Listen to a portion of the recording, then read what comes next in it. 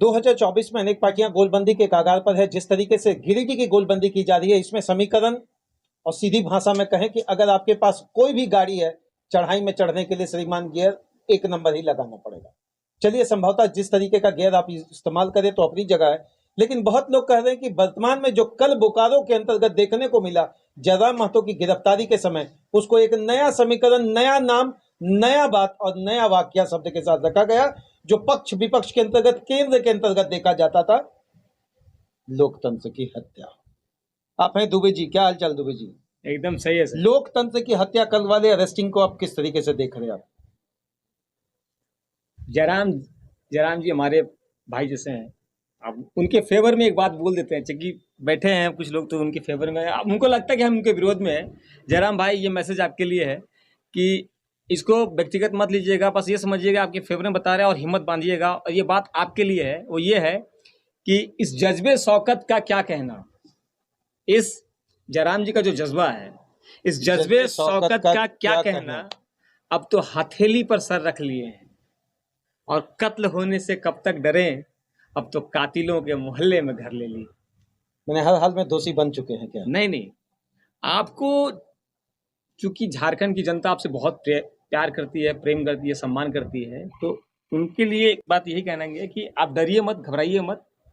हमारा जो आपसे जो लड़ाई है, व्यक्तिगत लड़ाई है वो रहेगा, वैचारिक लड़ाई है वो रहेगा, लेकिन आपके साथ में जो कानूनी कार्रवाई जो कल हुआ, उसका कड़ी निंदा बोले, आप जो भी बोलिए, हम कल भी किए थे और आज भी कर रहे हैं, वो गलत था, वो उसके ऊपर में बोलना भी चाहिए। अच्छा, बहुत सारे उनके समर्थक कल बहुत सारे मीडिया में बयान दे रहे थे कि बहुत सारे लोगों पर केस है, पुराने लंबे समय से केस है, लेकिन किसी प्रकार कोई कार्रवाई नहीं हुई और इतना बड़ा षड्यंत्र रचकर किया गया।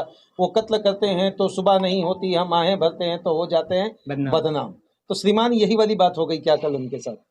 जयराम जी के साथ में देखिए सर, जयराम जी तो एक नो डाउट झारखंड के सितारा है, भगवान करे बुलंदी तक जाए, बस अपना दायरा बढ़ाए।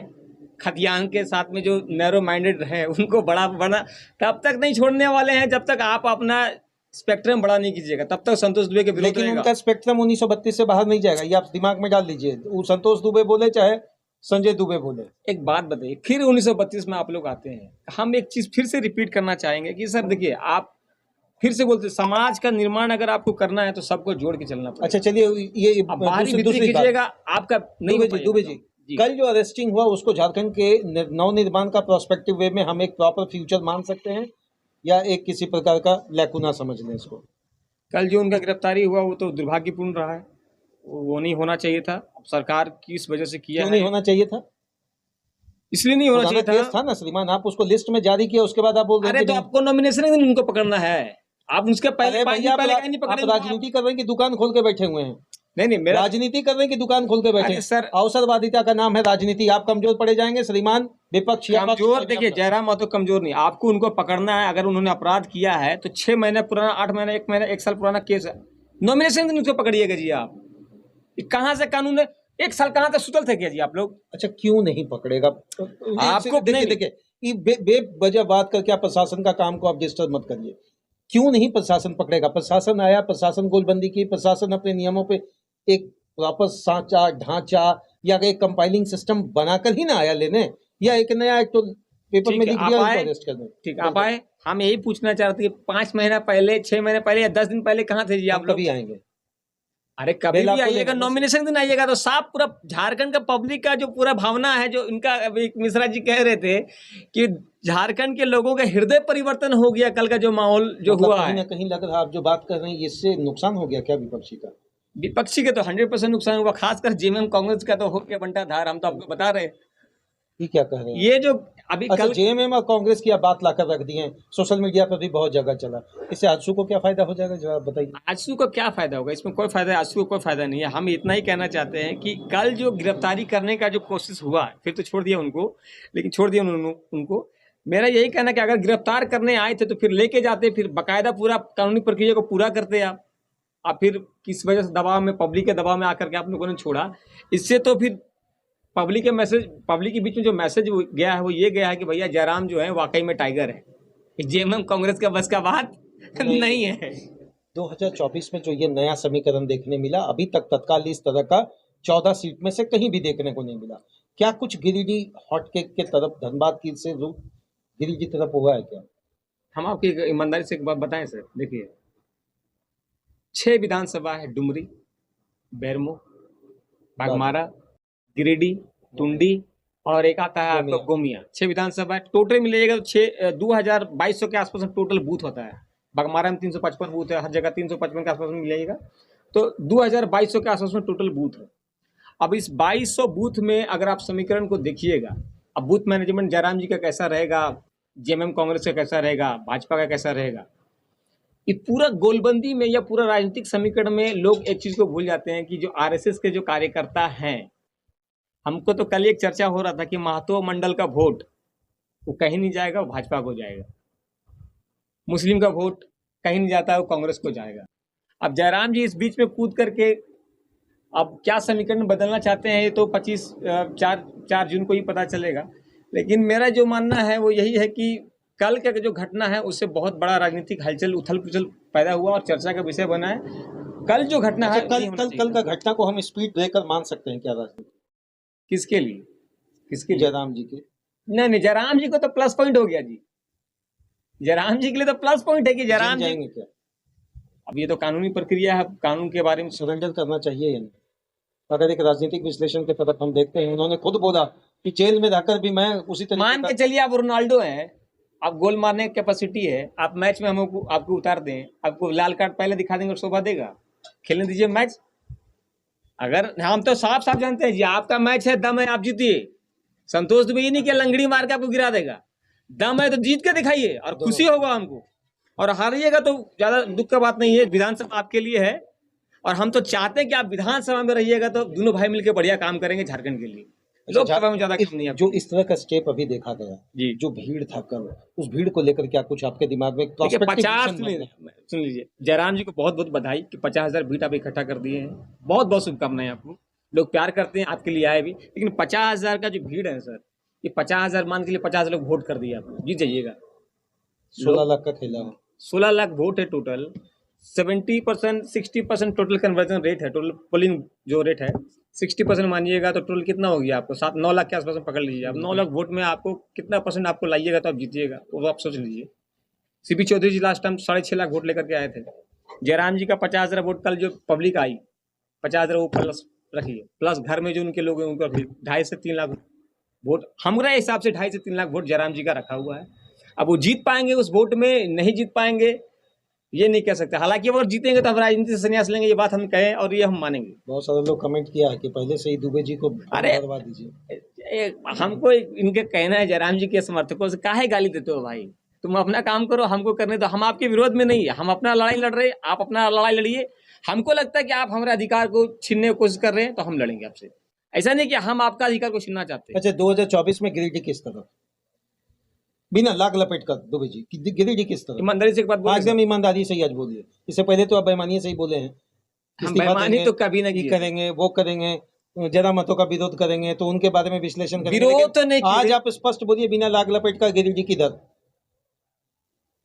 एक 2-3 बातें यहाँ पर, फिर वही बात, 3 सवाल पूछे, फिर वही बात नहीं, गिरिडीह किधर, गिरिडीह किधर? हम वहीं पे एकदम आके जयराम जी, श्री राम आपके चलते बहुत सुनना पड़ता है हमको भी बात। सुन लीजिए आप भी, बताइए गिरिडीह किधर? श्री राम, गिरिडीह किधर? हम बोल रहे हैं वही ना, गिरिडीह किधर? गिरिडीह श्री राम जी की हो रहे हैं। जय श्री राम। आप लोग आरएसएस के कार्यकर्ताओं को भूल जा रहे हैं, जो हवाबाजी जो हो रहा है रोड पर ना, माइक पकड़ के हीरो बनते हैं, आप आरएसएस के कार्यकर्ताओं को काहे नगण्य समझते हैं? अंदरे अंदरे घोटाला हो जाएगा, हम आपको बता रहे हैं। जयराम जी को हम जोश में है, युवा है, हम भी युवा हैं, हम उनको एक राय देना चाहेंगे कि भैया देखिए, आप अच्छा कर रहे हैं, बहुत बढ़िया बात, खुशी होता है आप, लेकिन थोड़ा सा कल उनका फोटो देखे वो शमशान में सोए हुए हैं, हमको ठीक नहीं लगा, व्यक्तिगत तौर पर हमको नहीं ठीक लगा। नेगेटिव ऊर्जा वहाँ पे मिलता, काहे जाते हैं? आपको पॉजिटिव ऊर्जा का जरूरत है, मंदिर जाइए। कल तो एक दो वीडियो देख रहे थे, कोई लेडीज मंदिर के नाम पे कुछ चंदा मांग रही थी, जयराम जी डांट दिए उनको। सब चीज ठीक नहीं हो पाती, ये सब नहीं करना चाहिए आपको। मोदी जी को तानाशाह बोल रहे हैं आप इंडिया अलायंस वाला बात काहे बोल रहे हैं जी? आप गिरिडीह की जनता मूर्ख समझें क्या? आप यहीं पर तो घोर विरोध करते हैं कि आप जो है जयराम जी के विरोधी हैं, काहे तानाशाह बोलिएगा जी? फॉरवर्ड और बैकवर्ड आ गया ना, कौन सा फॉरवर्ड अरे दुबे जी, आप जिस तरीके से समीकरण बना रहे हैं, आपका मिजाज वही आरएसएस वाला आप ला रहे हैं यहाँ पर बात। नहीं, हम बता रहे हैं कि आरएसएस सीपी चौधरी आरएसएस से जोड़ के आप जयराम महतो को आप क्या नुकसान पहुंचाएंगे?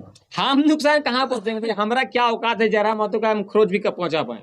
हम इतना कहना चाहते हैं कि जयराम जी को एक बात को समझना पड़ेगा कि आपका सोशल मीडिया में जो हवाबाजी है उससे चुनाव नहीं जीता जाता। हम भी ये हवाबाजी में चुनाव वोट का 2 प्रॉपर इम्पैक्ट स्टेटस क्या आने वाला जा रहा है 25 तारीख के बाद, एकदम सीधा 25 के बाद, 4 का वेट नहीं करेंगे। 5, 4, 9 दिन प्रभु बहुत वो यही रात अंतिम, यही रात भारी वाला गाना सुनना पड़ेगा। हम एक ही चीज बोलेंगे कि अगर जयराम, देखिए 2-3 गो बात है, एक बात इसका जवाब को 3 आंसर देंगे कि पहला बात जो आरोप है सीपी चौधरी के ऊपर में कि काम नहीं किए, तो ये टोटल गलत इन्फॉर्मेशन। बेचारा वो बोल नहीं पाते हैं, वो हालांकि काम तो खूब किए हैं। अभी हम कुछ पेपर देख रहे थे, बोलना नहीं चाहिए लेकिन काम बहुत किए हैं भैया। आपका गिरिडीह में सोलर सिटी का निर्माण 191 करोड़ का उन्होंने काम किया। जैना मोड़ से पेटावार तक 1000 करोड़ का रोड वही बनवाए हैं।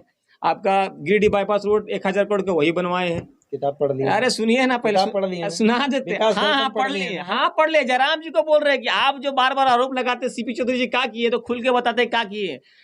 टुंडी में कई वो किसान है जी जो खेती करता है, आपको पता है? आप टुंडी में रहते हैं ना। 24,338 लोग किसान है जिसको किसान सम्मान निधि के अनुसार 6,000 रुपया प्रति महीना मिला है। कई हजार लोग को आप दिए हैं। पहला बात, जो सत्ता में नहीं है उससे आप प्रश्न पूछिएगा जी। अरे नहीं, वो बोलते हैं नहीं, ये कहते हैं जयराम जी, सवाल तो जयराम जी कहते हैं कि हम जब सांसद पहुंचेंगे, संसद भवन पहुंचेंगे तो हम सवाल उठाएंगे। सीपी चौधरी जी सवाल नहीं उठाए क्या? 190 से ऊपर सवाल उठाए। सवाल उठा के क्या कर लीजिएगा जी आप? उनके आंकड़ा में 166 तो है। बिल्कुल, क्या कर लीजिएगा सवाल उठा करके आप? हम इनको पहले भी बोले कि भैया जयराम बाबू आप आइए विधानसभा में। झारखंड का ज्यादा जरूरत है आपको, दिल्ली में जरूरत नहीं है आपका। तो आप जबरदस्ती जयराम और श्रीराम के बीच में लड़ाई करवा रहे हैं। क्या चाहते हैं आप? जयराम जी बड़े हो जाएंगे श्रीराम से, चिल्ला देने से वोटों कम हो जाएगा क्या? अरे तो जीत के दिखाए ना भैया। हम तो बोलते रहे संन्यास ले लेंगे। जयराम जी से मेरा व्यक्तिगत लड़ाई नहीं है, वैचारिक लड़ाई है और वो रहेगा। व्यक्तिगत और वैचारिक चीजों की भावनाओं के अंतर्गत इससे पहले भी दुबे जी व्योम टीवी के पेज पर बहुत सारी बातों को लेकर रखे हैं। मैं तो इनके पक्ष में, ना इनके विपक्ष। मेरा तो एक ही स्लोगन है श्रीमान, हम तो पूछेंगे। हम लोग एक ही बात आपके पास रखने का कोशिश करते हैं। मेरा अपना जो सोच है वो यही सिंपल स्टेटस रहता है श्रीमान। किसने क्या किया, कब किया, कहाँ किया, कैसे किया, ये मायने नहीं रखता। कौन आगे बेहतर करेगा इसकी परिकल्पना और कल्पना का बात हम सभी के दिल में होता है। आप आज हलवा खाए हैं, कल कोशिश करेंगे हलवा में बादाम डाल लें। पहले तीसरे स्टेप में जाएंगे तो कोशिश करेंगे डालडा के जगह घी।